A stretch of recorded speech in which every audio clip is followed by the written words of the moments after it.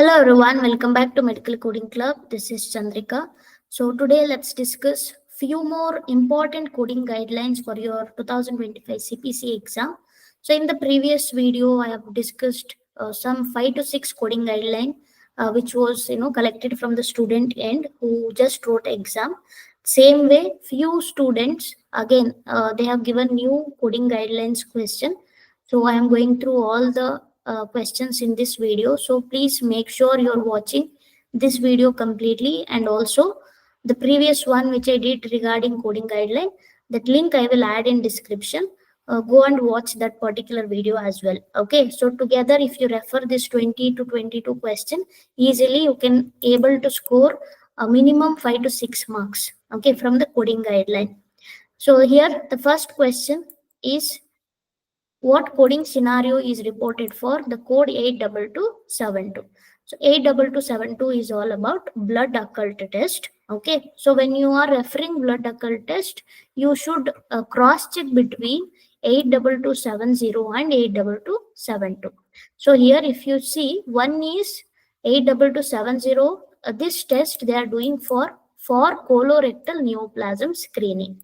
The meaning is, if patient like the family is having colon cancer, or the patient himself had a colon cancer, okay, so there will be a history. So to check once again, they'll be performing the colorectal neoplasm screening. So then you will code 82270. If they are doing other than colorectal neoplasm screening, they are doing blood occult test, but it is not for colorectal neoplasm screening, which is other than colorectal neoplasm screening. In that scenario, you will select 82272. So in these options, you can see here, the first option is, sister was just recently diagnosed for colon cancer, okay, which goes to for colorectal neoplasm screening. And again, patient had a removal of polyps, personal history. So again, this also will go to for colorectal neoplasm screening. Next, screening for colon due to bloody stool, and in this stool family history of colon. So family had a colon cancer. So again, this option will also go for colorectal neoplasm screening. And option D, if you check, patient has a bleeding ulcer and test is performed for diagnostic purpose to rule out the Crohn's disease. So only this option is contributing towards 82272, which is other than colorectal neoplasm screening. Okay, so the correct answer for the first question is option D. Okay, so next question, which category should be used when both hypertension and condition classifiable to category N19, which is chronic kidney disease? Okay, when patient having both hypertension and chronic kidney disease, from which category we need to take the ICD code? In the previous video, we discussed hypertension and acute kidney injury. Okay, if the patient is having hypertension and acute kidney injury, then we have to code them separately. But when it comes to chronic kidney disease and hypertension, we have a combination code. Okay, so the category we have is I12, hypertensive chronic kidney disease. So the option for the second question is the answer C. Okay, C is the correct answer. Next one, when steri strips are used alone to repair the superficial wound, the repair is reported with which of the following? So please be aware, steri strips is non-codable material. Okay, when the provider is utilizing only steri strips to close the wound, then it is not eligible to code any of the repair code. You cannot code simple repair, or you cannot code intermediate or complex repair. Okay, only when they utilize a sole material as steri strips. Okay, in this case, this will be integral component of evaluation and management code. Okay, so patient came for evaluation and also patient took some laceration repair, where the provider is just did the or close the wound using steri strip, means you don't have to worry about the repair. You can entirely ignore the repair. you just have to focus on coding one ENM code. Okay, so for this question, answer is C. So it is included in evaluation and management service. Next coding guideline. According to CPT coding guideline, for obstetrical ultrasound, which CPT code includes a detailed anatomical evaluation. So we have a set of codes. One set of code is for maternal evaluation, only uterus evaluation. And one set of code is for detailed evaluation, like anatomic evaluation. They can check the brain, face, heart, chest, likewise. So for this question, answer is 76811. Okay. So next, which statement is true for reporting adjacent tissue transfer or rearrangement codes? So you should know the ATT coding guideline. So when you are doing ATT procedure, okay, that is adjacent tissue transfer procedure.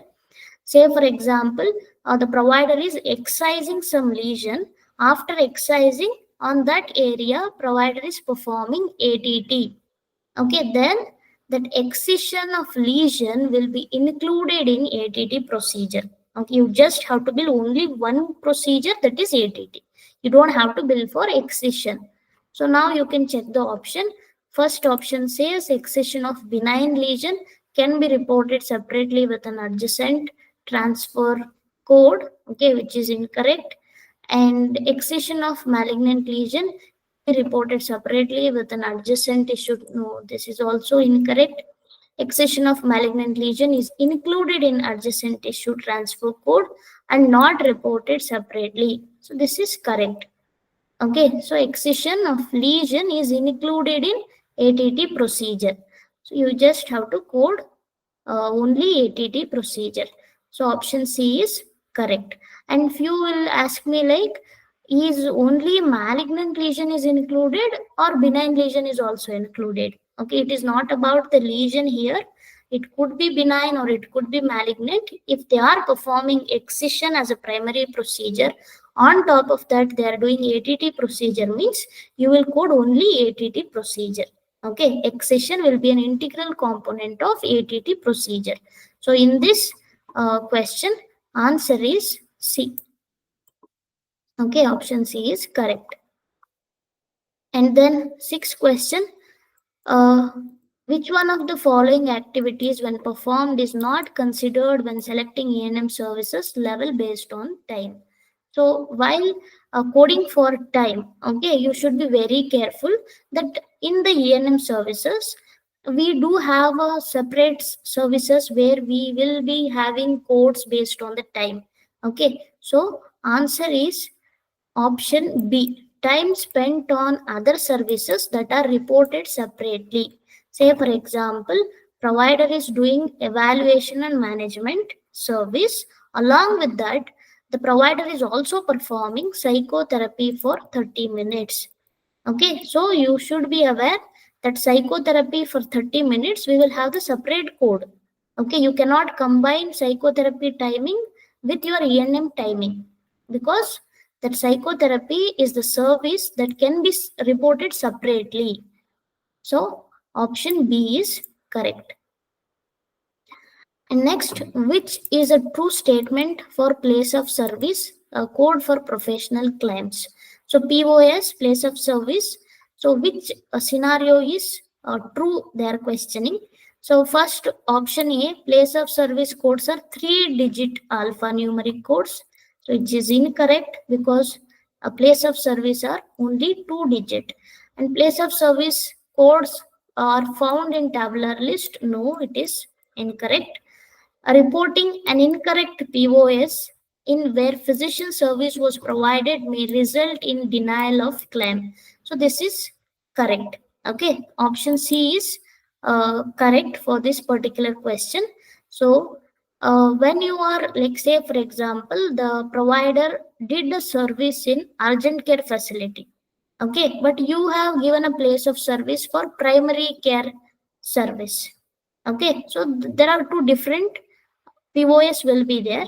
So you have to make sure that you need to check where the provider is giving the service, and accordingly you need to select the, you know, procedure, or sorry, what to say? POS, place of service. Okay, so option C is correct. So next, option A, eighth question. According to CPT coding guidelines for obstacle ultrasound, which code represent a quick look exam? So quick look is 76815. And the CPT code book provides a full description. So please check the full description of 35860. Okay, 35860. And we have all the options here. So if you check the codes, so the standalone code is 35800 and remaining are intended code. So you should be knowing that up to semicolon, you can carry forward the standalone code description. Okay, so the 35860 is extremity. Okay, so exploration of for post-operative hemorrhage, thrombosis, or infection of extremity. Okay, so answer C is correct. Exploration of post-operative hemorrhage, thrombosis, or infection of extremity. Okay, option C is correct for this ninth question. Next one, which punctuation is used in ICD-10-CM tabular list to denote the alternative wording or explanatory phrases? So in the previous video, we discussed question regarding parenthesis, but this question is they're questioning about alternative wording or explanatory phrase. So for this answer should be brackets. Okay.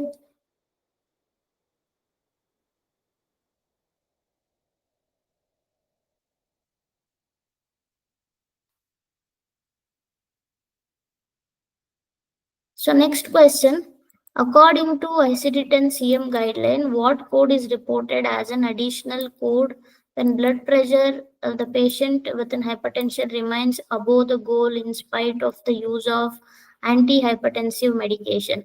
So this is like uncontrolled hypertension even after giving medication. Okay, so despite of giving many medications, BP medications, patient BP is not coming under control. So then we will be considered it as a resistant hypertension